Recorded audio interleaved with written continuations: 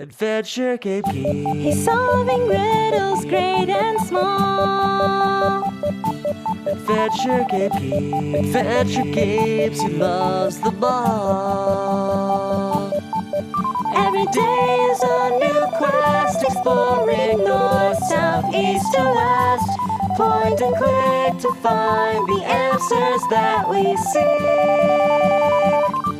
Adventure Game Geek.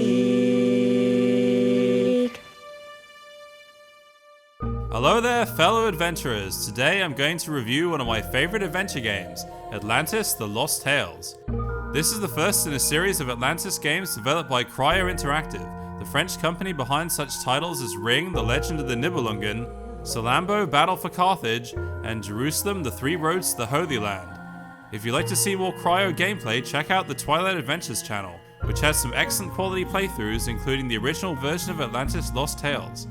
High Treason 610 also did a lengthy review that goes into the history and technical aspects of running the game. So, how best to talk about this game? Well, it would be interesting to visit Cryo headquarters, but unfortunately the company closed down in 2002. And anyway, France is a bit far from here. Where could I go that's just like France? Oh, I've got it.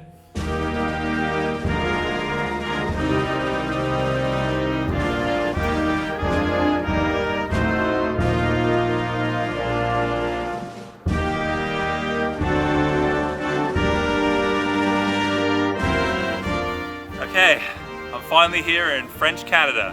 Now to find a French Canadian.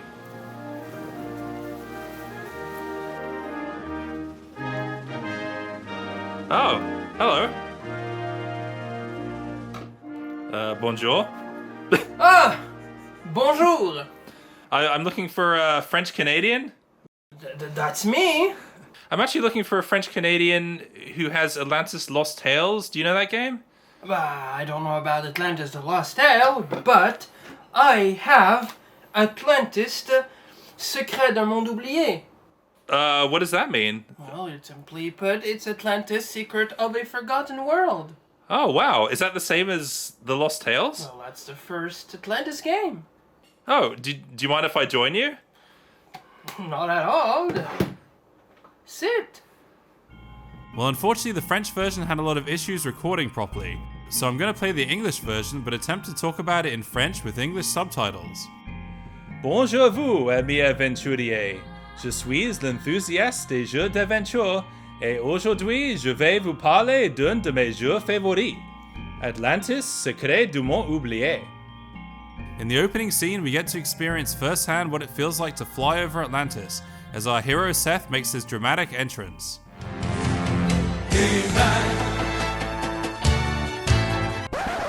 Is this the way to the companions' quarters? Okay, so Seth isn't quite built like He-Man, but he looks better than he did in the beta version of the game. Any news of Her Majesty? No, she's disappeared, Seth. I'll find her. In fact, he's the son of a fisherman who's on his way to join the Queen's companions. We first meet some gods who aren't particularly friendly and aren't interested in chatting with Seth. What are your duties? We're not here to talk, boy. If you think the gods are unfriendly though, wait until you meet this guy. New around here, eh? Give me some wine. This is Meljan's, last name Dickweed, who'll keep showing up to harass Seth and try and dispose of him. In fact, if you don't stand up to him in the beginning, it's game over. I saw how you stood up to Meljans, and now you want to be a hero? You'll stay right here. Young Seth had failed his first test. So I guess being a hero isn't all about how strong you are, it's about courage and standing up for what's right. Once you accept your mission to investigate the Queen's disappearance, you're off on your great adventure. There's some places you still can't go yet though. You can't go in there. You can't go in there. You can't go in there. It's also sometimes hard to tell who to trust, such as this guy who looks like a dodgy bloke to me. You're Lescoit, aren't you? And you're Seth, the fearless investigator. You could get into trouble, my friend. Trouble?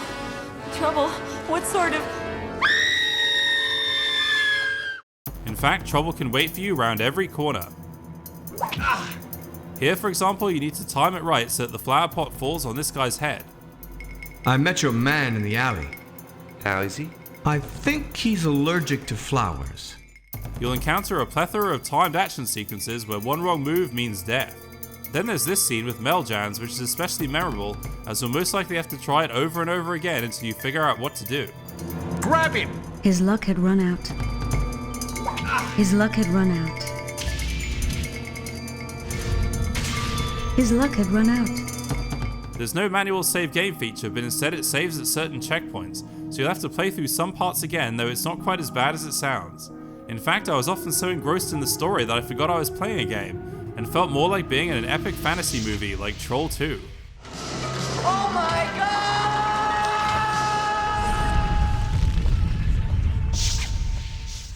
Of course, an epic movie wouldn't be the same without epic music, and here Atlantis Lost Tales really excels. The soundtrack, composed by Pierre Esteve and Stefan Peak, is magnificent and perfectly reflects the setting and atmosphere, from the mythic grandeur of the Tower of the Moon to the cold beauty of the land of ice and snow. But let's not get ahead of ourselves. First, we have to solve this planetarium puzzle, which you'll get real familiar with as you need to solve it not once, not twice, but 3 bloody times. The puzzle that had me really stumped though is finding the secret door in this passageway. Bon, je vais vous dire où elle est, alors ceci est votre alert spoiler. The emergency destruct system is now activated. So all you find in here is a crowbar and there's a mosaic of a cat on the wall. I search every pixel of this passage before finally realizing that you can use the crowbar in this hole in the wall to get a wooden mouse figure, which you then need to put into this other hole in the mosaic to open the door. Door's open! Why don't you come in? This opens the way to the Ratcatcher, who looks like he just escaped from the Atlantis mental asylum. Who are you? Ratcatcher, that's who. Seen any? Bon, je n'ai pas vraiment vu des rats, mais j'ai vu une chinchilla. The Ratcatcher drops you through a trapdoor to the next chamber. With all these secret doors and traps, this feels a lot like Indiana Jones, except with no snakes. Now we must find a way to leave Atlantis and search for the Queen with some help from our companion friend Agatha. Unfortunately, Agatha is betrayed and you have no choice but to watch her die. I'll get help. It's too late, Seth. Get to the hangar where the flyers are moored. Run! Get to the chopper! Okay, time to take off with some appropriate music.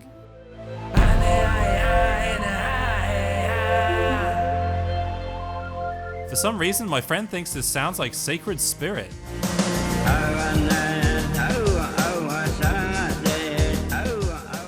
We arrive at Carbonek, a large forest area crisscrossed by many pathways, and it's a good idea to draw a map so you don't get lost.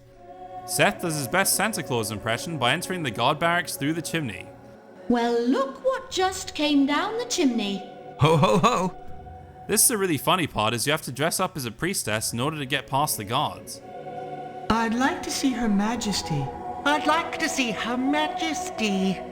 I'll show you something as soon as I'm off duty, girl. Maybe he's gonna show us his adventure game collection. Finally, we find where the Queen is imprisoned.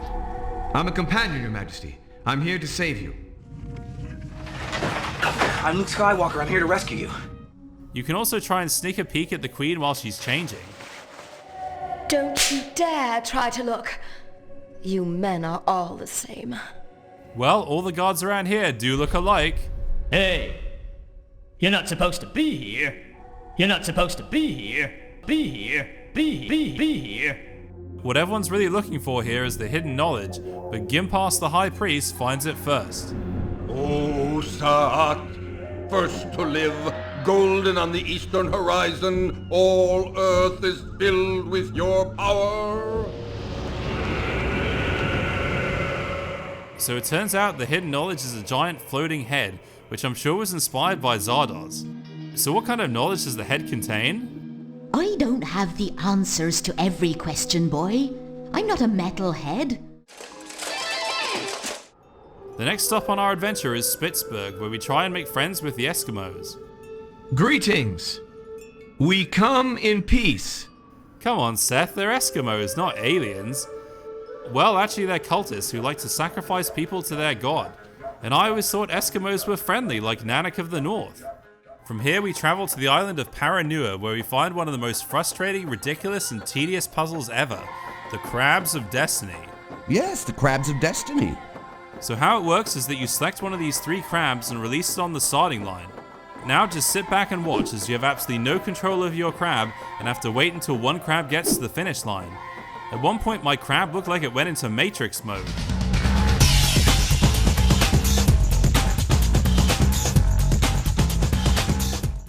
In the end, Seth must rescue a girl from King Creon's huge flyer, which reminds me of Jabba's sail barge, especially as the girl is dressed like Slave Leia. I like the costume on it. So does Creon. This is also where you finally get to see the end of Meljans, though his death is just as sudden as Boba Fett's in Return of the Jedi. So what is the fate of Atlantis? Well, as we all know from legend, the island sinks beneath the waves. Overall, this game is fantastic and I can't recommend it enough. It's clear that a lot of thought went into the creation of all the locations and characters, and it also deals with themes such as the pursuit of power and knowledge, as well as death and rebirth. You even get to meet Death herself in the form of this mysterious woman weaving inside a cave with a vagina-like entrance. This is obviously symbolic, just like the pulsating Saxon Darkseid look like phalluses. Mom, do you not think those cocoons look kind of suggestive? Oh, don't be so vulgar. And so the story continues in Atlantis 2, otherwise known as Beyond Atlantis, but that's an adventure for another day. Alors merci, cher ami aventurier, d'avoir regardé l'épisode. Je vais vous revoir pour la prochaine aventure. I'm actually looking for a French Canadian who's playing. Et aujourd'hui, je vais vous parler d'un de mes. Okay, so what do I do? First, asseyez-vous. Oh, what does that mean? Sit. Great.